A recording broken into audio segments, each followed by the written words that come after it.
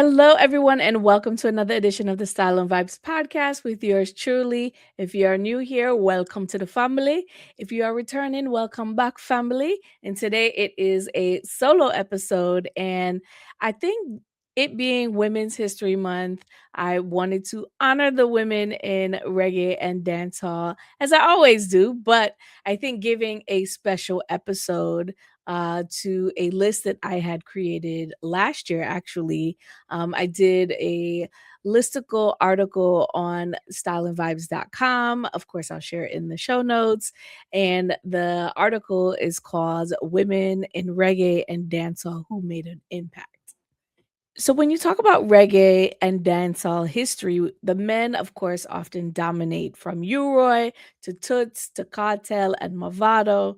We often exclude the plethora of women that have had such a meaningful impact on the genre. These women have been creating music and standing alongside the men since the very beginning. So I think it's great to honor them and really think about them and remember them in a really impactful way because they've contributed so much and there's so much more to do, but they have done so much to date that I think we should celebrate. So on the podcast, I have had a plethora of amazing women: Naomi Cohen, Tifa, Miss Pat from VP. My very first episode of the Style and Vibes podcast was none other than Atana. And I think over the years, I have just naturally gravitated to featuring women on the platform because sharing our stories are really important and going beyond just the surface is also important.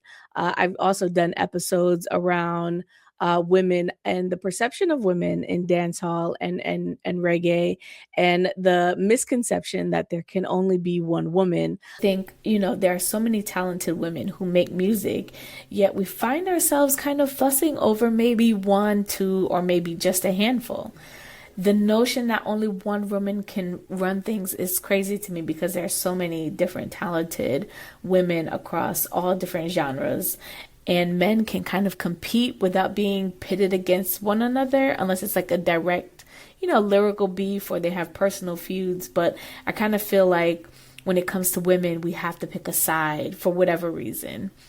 If you haven't gone back to listen to that episode, that's a really great episode to really talk about how in a male dominated space, a lot of times women are pitted against one another.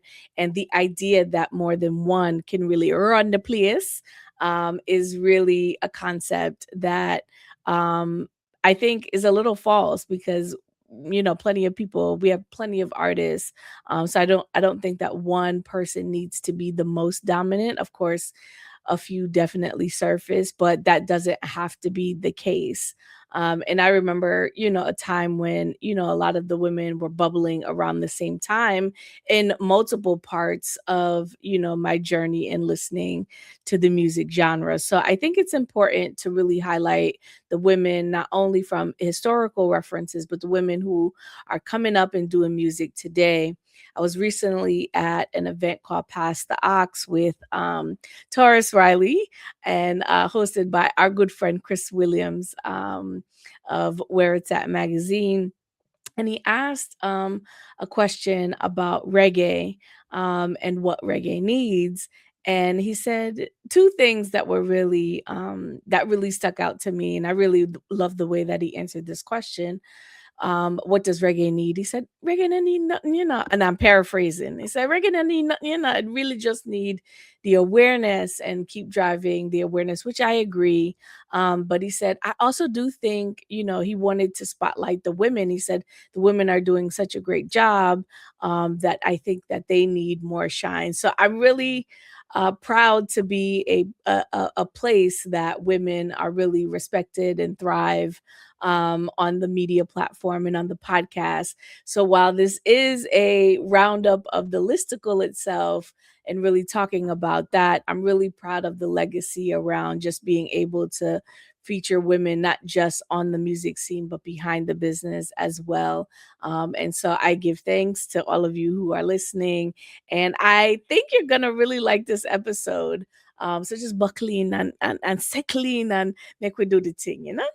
So what I really did with this list, I didn't want everyone to be organized by the era that they launched in or the era that they came up from. So I created titles for categories and really organized them in a way. And trust me, I went back and forth so many times on how I wanted to organize this list. But I really wanted to do it in a way that was respectful of not just the contribution that they made, but also the impact. And by creating these categories and placing, people in specific categories, I think not by era, because it really doesn't really talk to the area of which they came up in, but really the impact that that collective group has made. And it's a really big distinction. I didn't put numbers on there for a very good reason. I didn't want it to be a list that is dated. That's first of all. And two, I think that as more women start to come in the space, this list can definitely change and grow. And that was really also the purpose. So it's not like a top 10, a top 100, or anything like that, which I personally love, because it really gives every woman on the list their distinct level to shine. So the categories are trailblazers, groundbreakers, culture contributors, new wave, artists on the rise, fusionists, hit songstresses, and dominators. Each group moving the needle for the music, but collectively doing a certain thing. And I'll talk about that as I kind of break down the list. So we had to kick it off with the trailblazers, and these are women who carved out a space in the male dominated structure at the very beginning, foundational women. They were many of the first to do recordings, many of the first to share stages and sound system and record with a lot of producers and really be part of groups. So when we think of women, of course, we have to go to the I threes, which is Judy Mowat, Rita Marley, and Marcia Griffiths. All respectively have their own careers outside of being the backup singers for Bob Marley and the Wailers. Judy Mowat was the first to be nominated for the Grammy in 1986 for her album Working Wonders. And then when we talk about groups, we really have to talk about Puma of Black Uhuru. So she came in the group at a time where they had already started. There were some transitions. And in doing my research, I found out that she was actually born in America. She was based in Harlem, and then she was vacationing in Jamaica. She was singing. Somebody heard her and said, "Hey, this group is looking for a new singer, and you should come down." And that's really how she came into the group. And they also won a Grammy as a group. So technically, she's the first reggae female artist to win a Grammy. We also have to talk about people like Sister Carol, Phyllis Dillon, Hortense Ellis, Janet Kay. And then I even put Atana in this group because at the time, that in the era that she came up in, she definitely stood out vocally. Like, she had such a really strong, powerful voice. And it was one of the stronger voices that we've had heard coming out during that time. I think her and Elaine probably for me are two of like our powerhouse singers, if you will, that aren't gospel. And I think or went to gospel. We'll talk about that too. And so like this was really the crop of women who kind of set the tone, set the stage, normalized women being at the forefront and really not just being background vocalists. And they broke open barriers for so many that came after them. So the groundbreakers, they really benefited from the advancement, the technological advancement, video and music production. At this time, videos started to really play a much bigger part in the storytelling. So we came with the stylistics of what an aesthetically pleasing video. Of course, we look back on them now and we're like, oh, we need to redo that a bit. But they also benefited from the technology from a production side. So things, between the 80s and the 90s really changed from a production standpoint. And the sound really progressed very quickly because of that. So women like Queen Ifrica, who, yes, she is a Rasta reggae artist, but she really dove into social commentary that people weren't talking about. So Daddy was addressing social issues of incest and sexual abuse and molestation in Jamaica. And then, she turns around and does a sensual song like Below the Waist. Like, me never really hear no Rasta talk about them. I put on your tongue and them something there. So I think, like, her ability to move in that sensual yet conscious space, similar to that of what some women in dancehall were doing, but keeping it, PG but sensual at the same time. When we talk about dancehall, Cecile, I think Cecile was so important because of her melodic DJing style, and then she really bursted onto the scene with Changes, which was a song that mentioned all the men who were hot in dancehall at the time.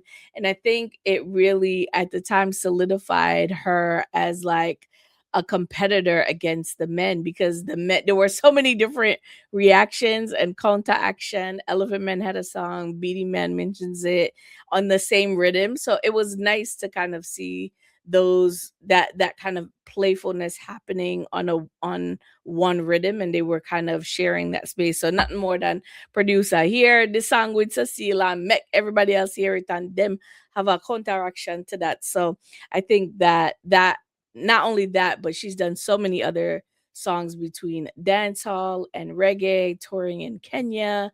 Like, those are things that, she really kind of exposed to her counterparts, which was really, really interesting. So you can't talk about groundbreakers and not talk about my girl Tanya Stevens. Tanya Stevens has such a way of delivery. Her tone is completely unique to her. And I think that her fresh perspective, her provocative lyrics, she's very thoughtful, very mindful in how she approaches a song.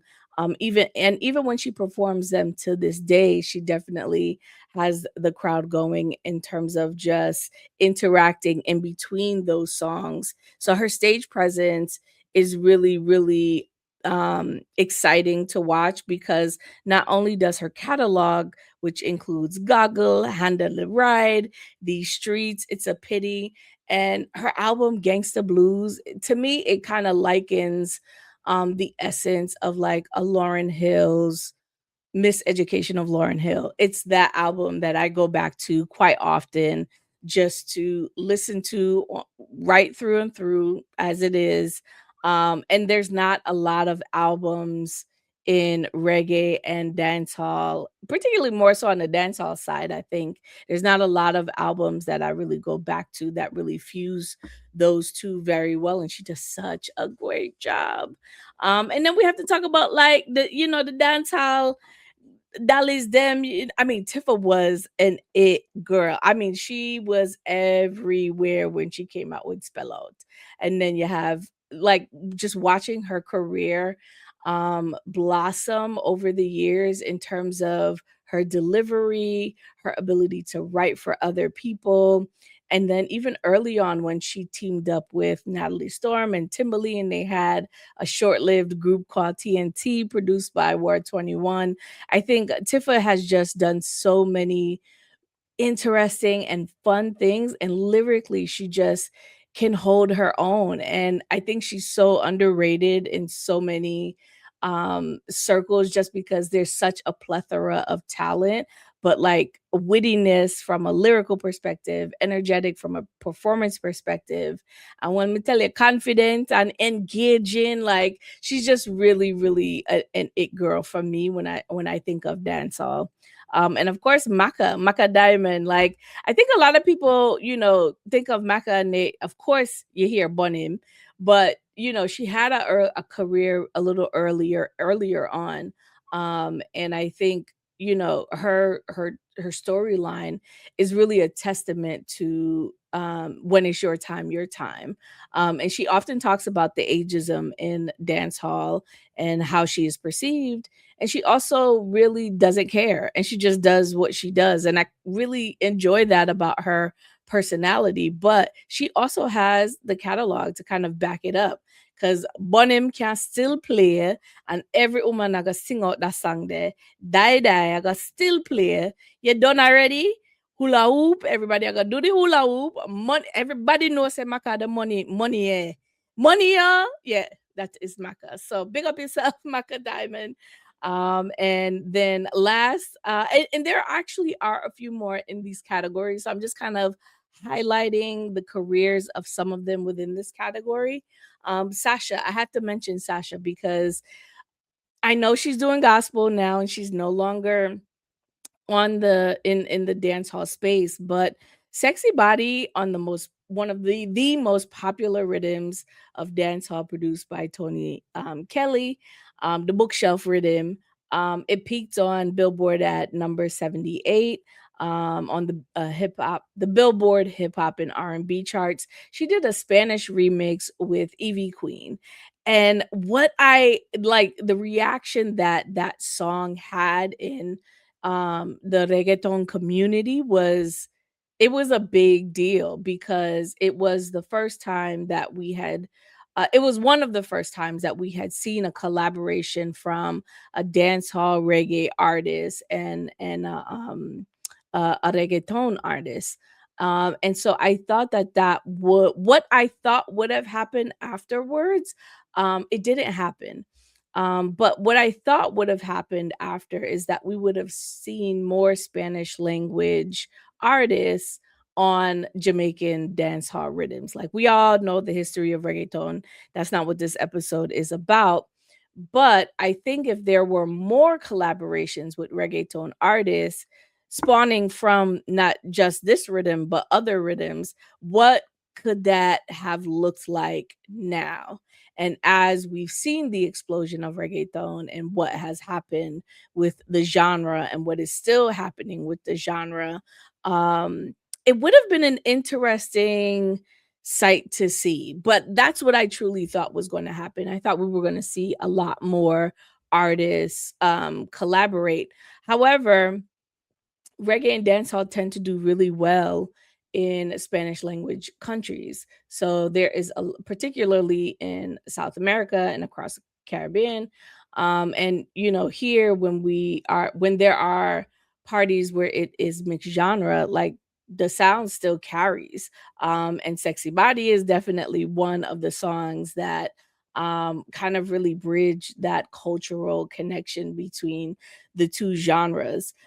And we also cannot forget about her collaboration with Sean Paul on I'm Still in Love with You, which we know is the sample or remake of Alton Ellis' classic songs of the same title. And a lot of people actually know that version, the Sean Paul and Sasha version, more so than the Alton Ellis original version. And there's a few versions of that song. One is done by Hortense Ellis. So I think those are things that I like when a sample really travels well over time.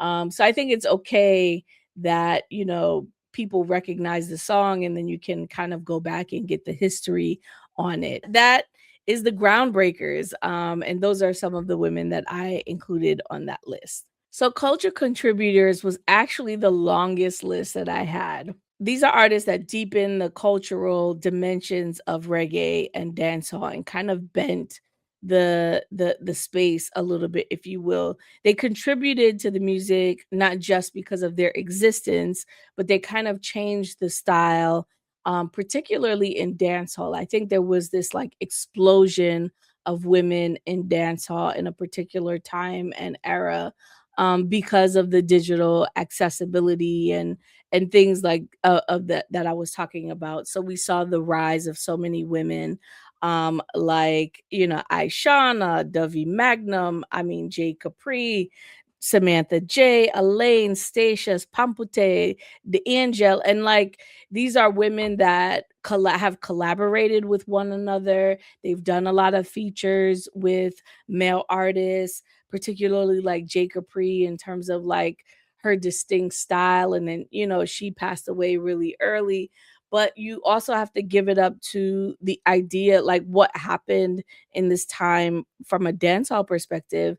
Women were really shifting the narrative of not just being the muse of men in songs. So men created gal tunes about women, but women started to really make their own empowerment songs. And so we get, and some caused debate, they were talking about taking somebody man and what kind of pum pum them have and all them something that, and it's definitely raunchy, but that's what dancehall is. So these women really carried out like a bigger added like this bigger flame to the genre. And with each song, they kind of talked about something different, like Aishana's equal rights. That was such a big moment, I think, for women and talking about oral sex that had never happened. I think two distinct moments around. I mean, now we hear it all the time and it's pretty prevalent. Um, but I remember Gage's "Dung Inna Your Throat." I remember Aishana's "Equal Rights." Those are 2 songs that were very distinctly had such a huge reaction from people. And we also got sound like that's when we really started to hear the blend of the sounds, from like Jovi Rockwell. Like her tone and like the way she approached the song was very, very different.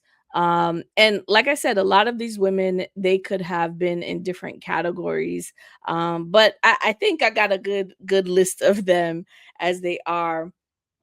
The other part of, culture contributions, it's not just about the music, but also how it expanded. And I think Sadella and Sharon Marley not only carried on their father's legacy through the Melody Makers, but also changing the way the behind the scenes, from an artistry perspective, shifting the vision into like merchandise and fashion, getting into sports and entertainment and experiences, and really thinking about it allowed for people to see brand Jamaica, brand reggae, brand a dancehall, like as a cultural brand and shift. And some of these moments really happen because of the women behind the scenes, making these things happen.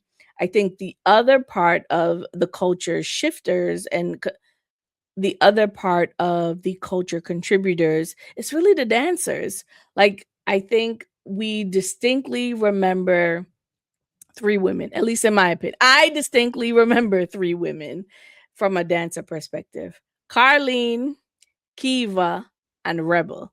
These women really represent for their era, the epitome of what dance is around that particular time. So we all know Carlene, and we've seen the videos of how she was able to kind of be the center of attention, and a lot of women really were attracted to that element. And so her dances were very, very sensual, whereas Kiva really kept up with the fast paced dance of men, and she really was able to stand out. And that's when, like, I think Bogle really made it big for men to really dance in a space. And big up to Bogle, RIP. And so I think that coexisted. We saw a lot more men as dancers at the time that Kiva was coming up. There were also a lot of women dancers, but Kiva really stood out. Of course, she was a dancehall queen, but she also stood out from a personality perspective. She was one that a lot of artists would work with. I know, Mr. Vegas, Elephant Man, you name it. She was in their videos. This is when videos was really popular. And even Carlene, she was in the Murder She Wrote video with Chaka Demus and Pliers. But you had to have been in the culture to really know who these women are. And then I think Rebel just took it because of social media and accessibility and people seeing her. She just elevated it in a way Dancers have always had the opportunity to be booked. And but she's also like creating a lot of the TikTok dances and really being featured in so many different publications, featured for not just her dancing ability but her personality. And all of these women really carried the culture with them on their back. And so that's why the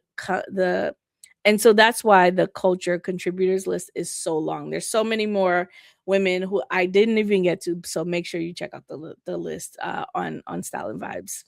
So next up are the fusionists. So the fusionists really incorporate other sounds, R&B, pop, hip hop, EDM, and really bend that experimentation a lot in their either in their core sound of what they sound like or the core music. So if we kind of would, kind of balance, if we wanted to give like a split percentage of like how they presented in a very different genre, even though like their roots are very Jamaican rooted, if you know what I mean. And I think you'll know what I mean when I name these women. So Jada Kingdom, Tessa and Chin, Tammy Chin, Brick and Lace, Diana King, Tina, formerly known as Hood Celebrity, Tasha Alexander, Stefflon Don, Alakai Harley, and Toyin. So these women are really, I think I named a good amount of people, but I think we have to go back to like a Jada Kingdom. Her sound at the time that she came out was completely different. No one had that light, airy, Sade-esque sound over a rhythm, a dancehall rhythm, and then the lyrics where she kind of come with. Her sound was completely new and everybody perched up when they hear it. I think that she really ushered in a new sound. It gave way for like a Stock Ashley and a lot of this light and airiness that we're hearing. And that also happened a lot in R&B. So if we think of like a SZA or a Summer Walker, or a lot of those lighter tones, they were still very rich, but still very poignant. And I think that Jada really has that. And I think she really leaned in on the dancehall space, but she's also experimented with hip hop and a little bit of rock. But her tone really, it has is what I really love most about her. I almost wish she would sing more because I just love to hear her voice. Tessa and Chin, she really came on the scene with more of like a rock sound. But because she's Jamaican, she kind of already embedded, she had the dancehall and reggae embedded in her. So by the time, Hideaway had come out, it was already a big song. And then we saw her on The Voice, and everyone really got to experience, the world really got to experience how big her sound is. And, her winning The Voice actually gave people a real chance to see her. But I think, Jamaicans really knew her and her sound, and she really infused rock in a powerful way on her debut album. Then we have to talk about her sister, Tammy Chin. I feel like Tammy was like this Jamaican pop princess that we really didn't get to see the full depth of her career. But she came on the scene with songs like Hyperventilating. And then she did like some sensual rhythm songs like Over and Over, but she kept that rhythm, but she just presented like this pop princess that we all loved. And then when she signed with Akon's label, we got Frozen and other songs from her that were definitely more pop sounding. So she kind of did this bridge between pop and dance hall, which was interesting. It kind of led a few others down that same path, mainly Brick and Lace. They also came up around that same time, the sister duo Nyanda and Nyla. And they really were well known for Love is Wicked, which is a sample of the Diwali rhythm. They also signed to Convict Music and worked with Akon and Will I Am, but then later went on to write and produce EDM and pop sounding songs in Europe and working with groups like Major Lazer. So they really leaned in I think we can't talk fusion and not talk about Diana King. Shy Guy was the song. Like you would hear Montel Jordan, "This Is How We Do It," and then you would hear Shy Guy. I feel like I always heard those songs together. And she had no intention of being a crossover artist, but having that song on the Bad Boys soundtrack, which released in 1999, 1995, really propelled her into this crossover stardom at that time. And she's the only woman from Jamaica to have a collab with our other Jamaican queen, Celine Dion. So, I mean, come on, big up yourself, Diana. Big up yourself. So the new wave of reggae and dancehall. So the new wave of women in reggae and dancehall, I think they are bringing a stronger mix of reggae and dancehall together. They're redefining reggae with their own sound, definitely catered to a more Gen Z audience, but not really abandoning the DNA that really made dancehall and reggae popular. So these are women who have access to the streaming era, so they're creating music in that streaming era. So a lot of the songs are a little bit shorter. We're seeing more cross collaboration and fusion sounds um across Afro beats, across R&B. And then there's this expansion within the diaspora space of like that blending of sounds. We're seeing a lot of features in unexpected ways and unexpected places, but they're not necessarily garnering the same amount of impact because we're in the streaming era. There's so many more artists, so many more songs. So a lot of these artists really have to work a little bit harder to stand out. And they're using things like their tone, their approach to the sound, and really tapping into production. Some are producing differently. They're not always in a studio setting. And so, and then the setting is a little bit different when they are. So I think this new wave of technological advancements um have really taken a toll. I don't know if it's necessarily a toll, but have really impacted the way that we hear new music coming out of Jamaica, whether it be dancehall or reggae. um so a list like this includes Lila Ike, Janine, Chanel Muir, Savannah, Naomi Cohen, Jazalise, Kalia, Danique, Rima, Marcy Chin, Sugar. Like there's so many women, and these most of these women are really like singers, and they're really doing that bending of the genres even more, really incorporating reggae. And so a lot of them are singing, but then incorporating a lot of like dancehall cadences in their songs, and really bending across genres. I think Lila Ike and her recent album, which was Grammy nominated, is a representation of that. Her album Treasure Self Love, which really reflects on a deep connection to reggae while embracing this global perspective. Um, Janine is really a strong advocate for women empowerment through sensuality, but she also really leans into the cultural preservation of self and awareness of the sound. But she's really making it her own. Savannah has such a smooth R&B sound, and she really leans into the power of her vocals and fuses reggae so seamlessly into the elements. But I hear more R&B when I listen to Savannah. So it's more soulful. It's a much slower tempo. And I think that it's really nice to kind of hear that slowed tempo. It's kind of very similar to, like the rock steady era where the sound was just slower pace, but the music just was big, and her vocals really come across and lend itself so well to R&B. But I think the women in this particular new wave are carving out their own lane by having a distinct sound and really leaning into what makes them different, and they're presenting that in a really big way.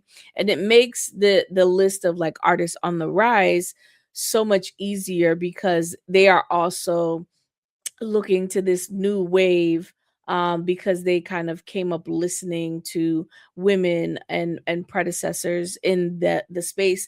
And there's such a wide variety of women that I've already covered.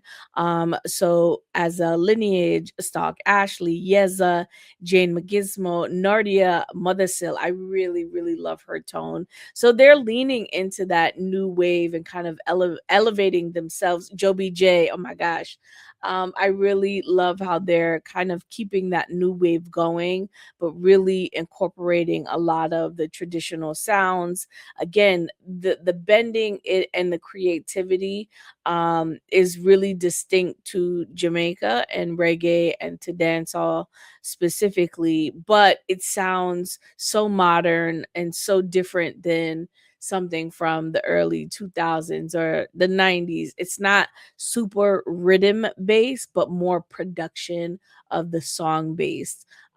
So that decrease in the usage of rhythms, I think, or the rhythms not being as popular, the artists have the opportunity to shine a bit more. I think the downside of not having the juggling of rhythms is that we don't get to hear as often with people on the same rhythm who are kind of telling a different story over the same rhythm. So with the lack of popularity of rhythms, not that they aren't created, they're just not as popular as they once were, has lent itself to production, standalone production for a lot of the artists that are coming up now. So the hit songstresses really created memorable moments, not only culturally, but globally, reaching newer audiences and really paving the way from a cultural exploration perspective for reggae and for dancehall. When I think about hit songstresses, they don't necessarily have a long career, but they have very impactful moments in the history of reggae and dancehall as a genre. Think about Dawn Penn, you don't love me, no no no, that still plays. It's such a foundational song which was recorded in the 60s but really had a resurgence in the 90s. And because Steely and Clevie remixed the song and it really got international airplay and is still recognized as such a classic. Shelly Thunder's Kuf, but in terms of just her presence at that time and being based here in the States, Shelly Thunder had access to the 90s hip hop artists as well. So she kind of blended those sounds on her album when she did do a full length album. Millie Smalls. I mean, Millie Smalls is the first pop Jamaican artist with My Boy Lollipop. I mean, that is such a popular ska song that we all grew up hearing, and it's one of those songs that you're gonna keep hearing over and over again. It really introduced the world, I think, to the sound that was ska coming out of Jamaica during that time.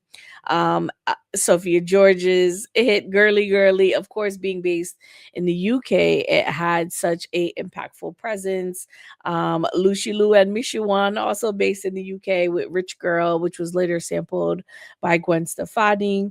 I also think about Althea and Donna's Uptown Rankin, which definitely became a hit anthem. And of course, my girl Timberly with Bubble Like Soup. Like, I think that that song just distinctly describes a dancehall like queen in our prime. Like anytime that song they come on, me ready for bubble like soup. So I think, those are women that have had singles that have been really popular, contributing to the culture. And they've all gone on to do different things with their own respective careers, but have made such a huge mark on the industry. My last, but certainly not least category is the dominators. So these are women who have consistently over time just rinse the culture, really keeping up in terms of pace with men and women, charting globally, obtaining new heights while really staying true to their culture and bringing it everywhere with them. We can't have this list and not talk about Lady Saw. Okay, we can't not talk about Lady Saw. When you guys know how much I love Lady Saw, but she broke so many barriers in the 90s and the 2000s, really dominating with her male counterparts. I often see older videos floating around with Lady Saw performing, and just her ability to deliver a song on stage or in person, the lyrical content, she was one of one in terms of what she talked about. She really paved the way for a lot of the sexual um uh content that we hear now. A lot of the younger artists can really thank her. Not that the songs weren't raunchy before her, but I think she really elevated it and gave room for women to talk about sexuality and sensuality in such a bold and raunchy way. It definitely gave way to Spice, who is currently, the reigning dancehall queen. I think, her having success with Vibes Cartel very early on Rum and Chop. But we also knew her from her DJing with around with sound systems as well. But I think Romp and Chop really propelled her into the spotlight, and she really kept it going with songs like "So Me Like It." Then you see her with Shaggy and Sean Paul with "Go Down There." She is such a great person at marketing herself. She understands marketing really, really well. She is able to change, evolve with every project. Her signature blue hairstyles, her smurfettes, like she really leans into the marketing side of the music, and she enjoys it. I think that that's another key thing about Spice as a public figure. She enjoys it so much that she was able to land a spot on the US show, VH1's Love and Hip Hop Atlanta. And of course, all of Jamaican we well know who Spice is, so we know say it go good. But I think it really introduced the hip hop audience to dance hall in a way that they hadn't seen before. And I don't really think that even her castmates understood at the time of her joining that show. She was already very, very big. She's probably one of the bigger celebrities that they've had. I know in the franchise, when we think like K Michelle and Cardi B, like she's really at that level in terms of, and I don't think that the audience or even, her castmates could really grasp that until they really saw it up close and personal. We also have to talk about Coffee. Coffee's talent, her charisma, her ability to have a positive message that really transcends men and women. There are so few artists that really transcend both. Um, in the era of which she kind of came out. She's one of the youngest female artists to win a Grammy for Best Reggae Album for her EP Rapture, and Toast just became the grateful hit that you could play across so many different parties and genres. But I've seen her perform in person. She's really great on stage with her band. Lyrically, she just stands the test of time. So she's still really young and she hasn't had a lot of songs, but the impact and the success that she has had to date in terms of she's had, a few projects, touring, being able to win the Grammy, and then, just do her thing. And I think when she comes back to doing more music, people are really in a space where I think they are missing some of, her music. Like, she just offers such a positive vibe, and she's such a rising star so early to be so dominant. I think she has so much more to bring to the table. And then, of course, we have to talk about my girl Shen Yang. Shen Yang, so Shensia really came on the scene, and really was known for both singing and DJing. And you can kind of see her as she has progressed in terms of her versatility. She also understands marketing really, really well. She does social media really, really well. She brings people along for the journey. She also is able to connect with her fans and audience alike. She's done so many different collaborations with Tyga and Meg The Stallion.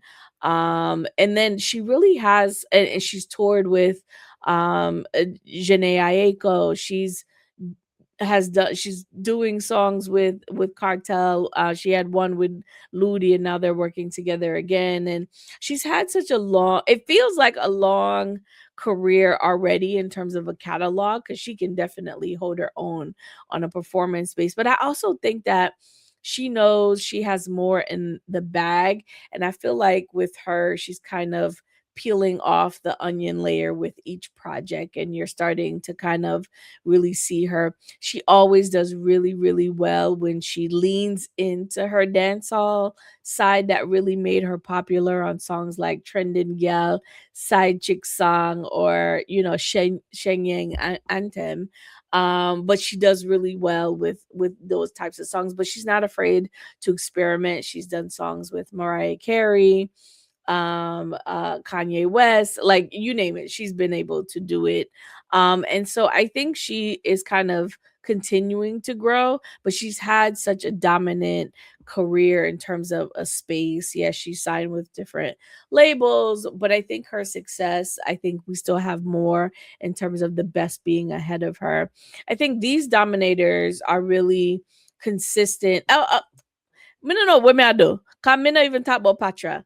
Patra. She was the it girl of the 90s in terms of having that backative and really being on the charts. She really definitely had a impact, particularly um in the radio space and in the video space. I remember watching her videos on BET, and, her collaborating with Yo Yo and Aaron Hall.